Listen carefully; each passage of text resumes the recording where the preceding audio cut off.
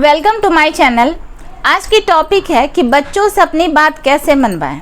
अगर हमारी वीडियो अच्छी लग रही है तो प्लीज़ इसे लाइक करना, कमेंट करके मुझे ज़रूर बताना, और आप हमारे चैनल पे न्यू हैं तो इसे सब्सक्राइब ज़रूर करना।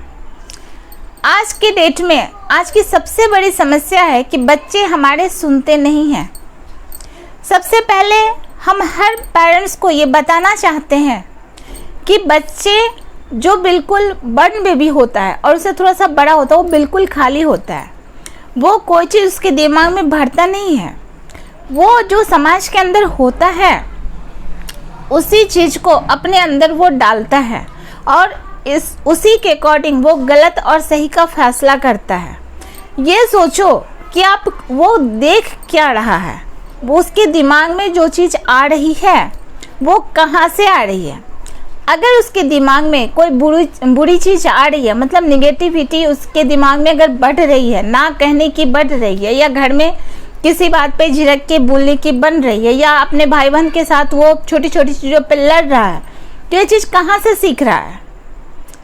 अगर ये चीज़ उसके आसपास ना हो तो सीखेगा नहीं। गौर कीजिएगा, सीखेगा नहीं। इसके लिए आपको क्या करना पड़ेगा, सबसे पहले खुद उस निगेटिविटी से खुद को निकालना होगा। इसका ये मतलब नहीं है कि आप समाज से बाहर चले जाओ, नहीं। आपका घर ही आपकी दुनिया है। आप जहाँ रहते हैं वही आपका संसार है।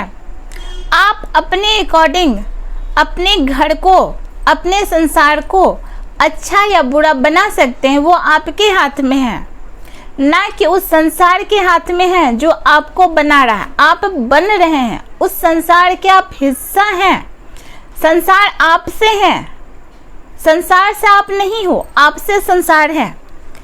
आप जो सोचते हो या जो करते हो वही चीज़ आप यूनिवर्स को देते हो और वही चीज़ यूनिवर्स के पास से फिर आपको रिटर्न मिलता है। तो बच्चे आपके नहीं सुनते हैं, इस रीजन को सबसे पहले ढूंढना स्टार्ट करो। सबसे पहले ये चीज़ देखो कि कहाँ से आपको वो सारी चीज़ निगेटिविटी कहाँ से आ रही है। क्या वो टीवी से सीख रहा है, क्या वो मोबाइल से सीख रहा है, या आसपास के लोगों से सीख रहा है, या अपने फ्रेंड्स से सीख रहा है। आप उस पर भी नज़र रखो कि वो उसका जो फ्रेंड है उसे क्या सिखा रहा है। ऐसा ना हो कि वो आपसे काफ़ी दूर चला जाए। जिस टाइम में आपको लग रहा है कि हमारा बच्चा हमारा सुनता नहीं है, उसी टाइम से आप अपने बच्चे पर ध्यान देना स्टार्ट कर दो ताकि वो आपका बच्चा सुने।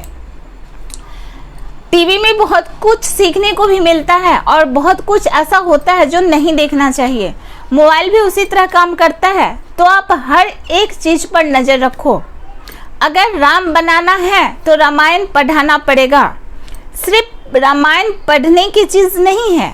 ऐसा नहीं है कि रामायण हमारा महाकाव्य है और वो धार्मिक पुस्तक है तो उसे भगवान की जब आरती उस टाइम में करते हैं या पढ़ते हैं उस टाइम में दो दोहा पढ़ लो, चलो भाई प्रणाम प्रणाम, भगवान जी खुश हो गए, राम जी तो बहुत खुश हो गए। बिल्कुल भी नहीं। राम से बड़ा राम का नाम कहा गया है। क्यों कहा गया है? इसलिए रामायण की चीज़ वो पूजा करते समय में उस दोहा पढ़ने के लिए नहीं है, उस दोहे को अपनी जिंदगी में उतारने के लिए है। इसलिए रामायण बनी है। अगर आप चाहते हो कि राम का जो जीवन है वो आपके बेटे में आए, अगर आपका बेटा राम बने तो उस रामायण को अपनी ज़िंदगी के अंदर उतारना होगा, उस त्याग की भावना को लाना होगा, प्रेम बच्चों में समझाना होगा, उसे बताना होगा कि बेटा अगर आप लड़ाई करते हो तो उसका रिजल्ट क्या होगा, अगर आप मिल के रहते हो तो रिजल्ट क्या होगा। आपको दोनों ऑप्शन देना होगा। अपनी बातें या अपनी कोई भी चीज़ उसे थोपने की कोशिश मत करो।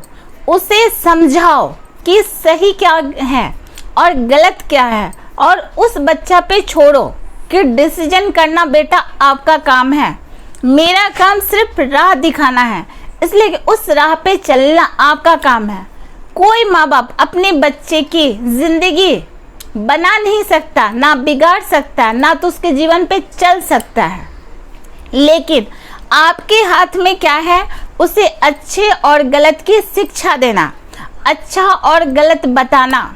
एक बात और ध्यान रखिएगा, आप अगर किसी और के लिए निगेटिव बात उसके मन में भर रहे हैं या बता रहे हैं तो सचेत हो जाइए, इसलिए कि वो उसके जीवन का हिस्सा बनने वाला है।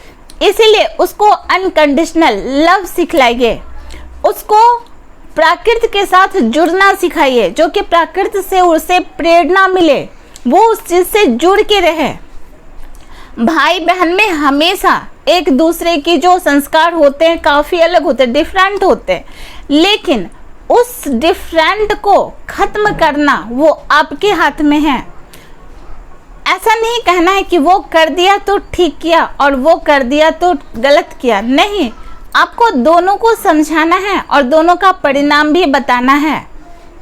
इस तरह करके कुछ हद तक आप अपने बच्चों को कंट्रोल कर सकते हैं, उसे समझा सकते हैं। अच्छी चीज हमें क्या देती है? बुक हमेशा कुछ न कुछ अच्छा दे के जाता है, कभी कुछ गलत नहीं देता। हाँ, बुक भी बहुत सारी गलत होती है, लेकिन आपको देखना है कि वो बुक ऐसा कौन सा बुक पढ़ रहा है, कौन सी कॉमिक्स पढ़ रहा है।